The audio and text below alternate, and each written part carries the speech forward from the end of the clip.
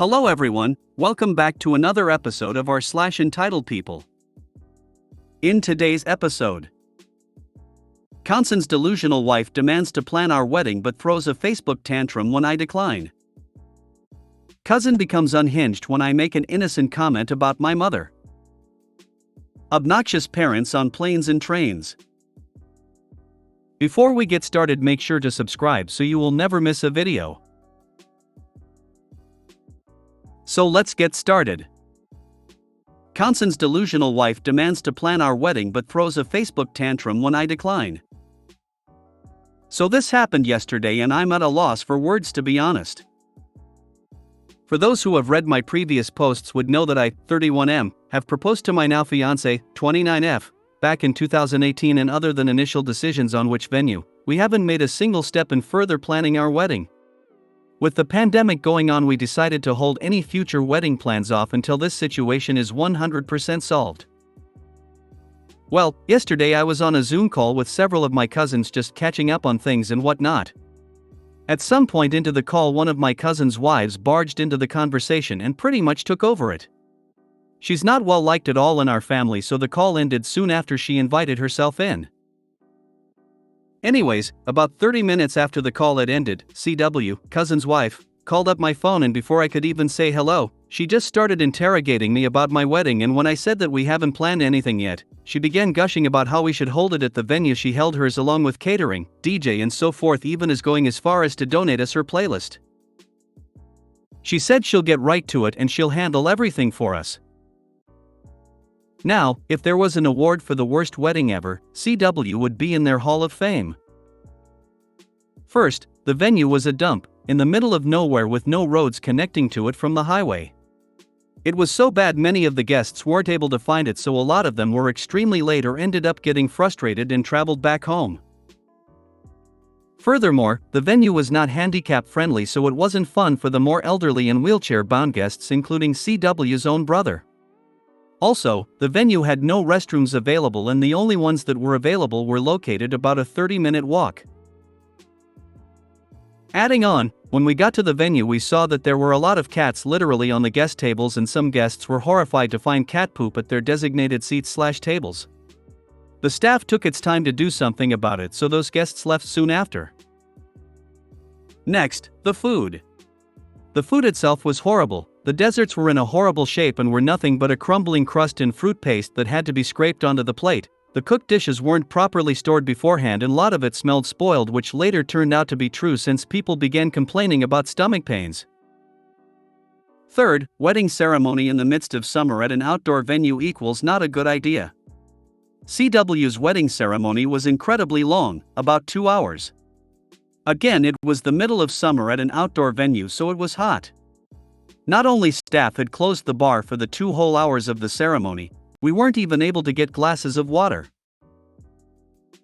Fourth, the staff. They were highly unprofessional, and while they did have fans set up at the beginning around the tables and dance floor, they were later picked up and the owner refused to get them out even though people were starting to fry. Finally, the music/DJ. The music was ridiculously loud, as in take the maximum volume on Garrett 401 speakers and multiple it by 20 loud. While of course it's only natural for people to have a different taste in music, let's just say that the playlist CW had chosen didn't fit a wedding at all. If anything, it was more suitable for hotels, kids' pool, gymboree. Needless to say, with lack of any ventilation and the extremely loud volume other than CW and her few sisters and friends, the dance floor was mostly deserted. I didn't stay long much either and left right after my fiancé began complaining about severe stomach pains, which later turned out to be food poisoning. We spent the night at the ER, so that was fun. Back in the present, CW kept running my ear off how amazing her was and how ours could be just as amazing if we stuck to her plan, meaning, copy-paste hers onto ours. When she had noticed I was silent, she was about to pitch her idea to me again, but I quickly shut it down. I reminded how a good chunk of her guests ended up with food poisoning, my fiancé included, as well as that several of the said guests later on sued the venue.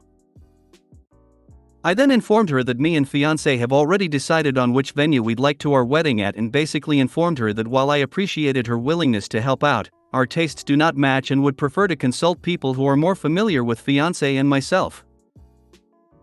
I was pissed and wanted to rage on about if her wedding sucked and our grandfather, mine and her husband's grandfather, nearly ended up dehydrated, but I held it in and simply ended the call.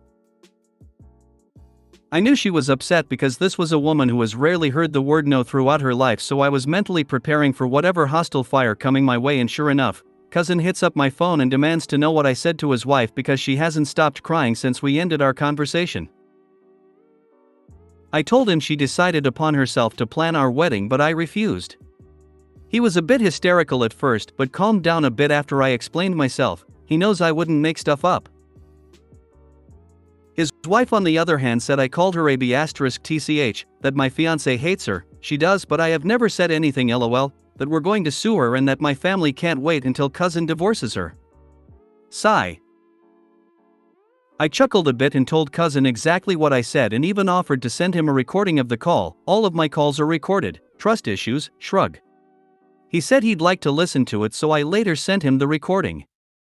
He later called again and said that they had a big argument and she went to spend the night at a friend's.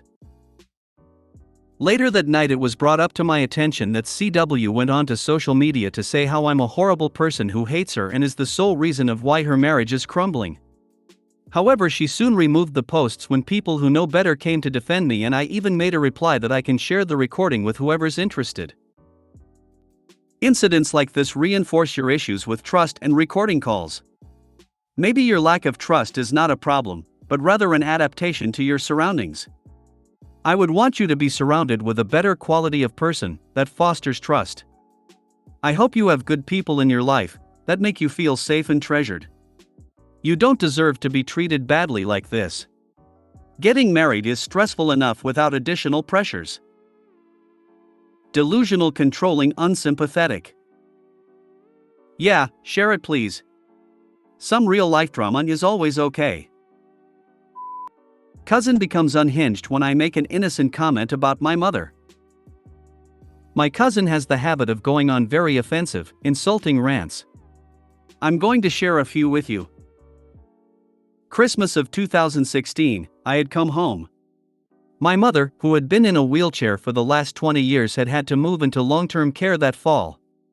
My cousin was driving me to her place for drinks when I made the mistake of saying, very casually, "Isn't it a shame that there isn't a residence where each person has their own apartment but there are a few aides on staff? So, you can book a time for an aide to help you get up, if you need that. Same for going to bed." She literally leaned across the front seat and screamed at me, "Well, that doesn't exist." I said, "No, I know. I was just saying that it's a shame it doesn't exist." And she screamed, "Well, it doesn't exist anywhere." I made the mistake of saying, "I think it exists in Ontario." She screamed, "Your mother isn't moving to Ontario." No matter what I said, she would just lean across and scream at me. When we got to her place, she screamed, "And if you're still angry," projection, she was angry. I was in shock. "Don't even think of putting a foot out of the car. I'll turn around and drive you home." At that point, I just said, "Sure, drive me home." So she started to drive me home.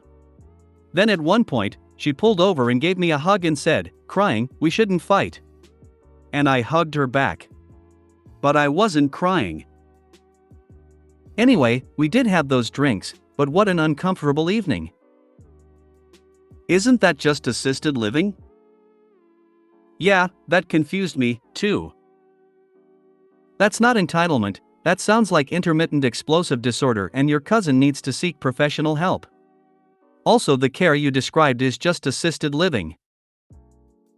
Ironically, the acronym is IED, like ordinance, which is exactly what this is. Yelling and screaming in the car is unacceptable. It's unsafe and puts all of the occupants at risk.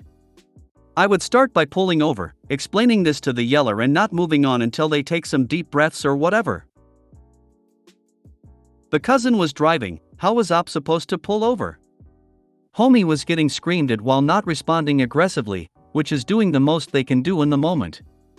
Also, pulling over in a car with someone who is obviously showing aggressive behavior isn't exactly safe either. Obnoxious parents on planes and trains. Parents on planes and trains who expect you to give up the seat you paid for so they can sit with their kids. Sorry, I paid extra for my business class window seat. If you really wanted to sit near your kids, you could have easily booked coach where there's no assigned seating. No need to try and guilt trip anyone. No one cares. You're not entitled to special privileges because of your inability to plan accordingly. Same goes for people who expect folks to give up their seats so they can be closer to their partner. The entitlement is crazy. If you really wanted it that bad, you would have planned better. Preach. I only give up my seat for an equal or better seat. I get if the airline screws up, but I am not giving up my paid for better seat to your kid. Talk to the person next to them and trade your seat with them.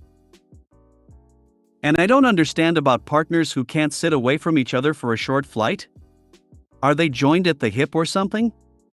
And if one partner has fear of flying and needs the other by her/his side, then they should have planned better when purchasing tickets. People nowadays also refuse to accept that no means no. Many years ago, when I had paid for my seat, I had a guy ask me if I would switch so he and his GF could sit together. No, I said, I'm sorry, but I paid for this seat and would like to keep it. Okay, he said, end of story.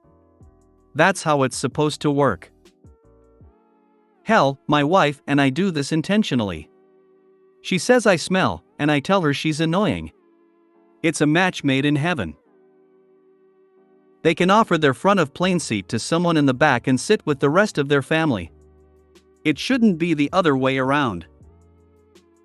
I always pay the little extra to make sure my so and I sit together. I couldn't imagine playing it fast and loose if I had kids traveling with me.